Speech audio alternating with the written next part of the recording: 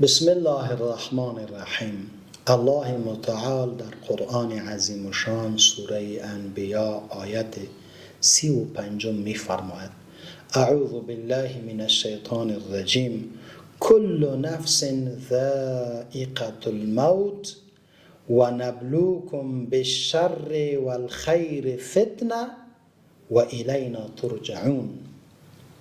تمام زیروح و زندجان مرگ را می چشند و ما شما را به خیر و شر امتحان میکنیم و بالاخره به سوی ما برمیگردیم.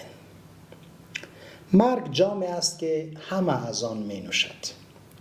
مؤمن، فاجر، پیامبر، طغیانگر، جن، فرشتگان، جز الله متعال همه چیز میمرند و وفات میکنند. اما این را باید بدانیم که مرگ پایان داستان نیست، بلکه آغاز داستان است.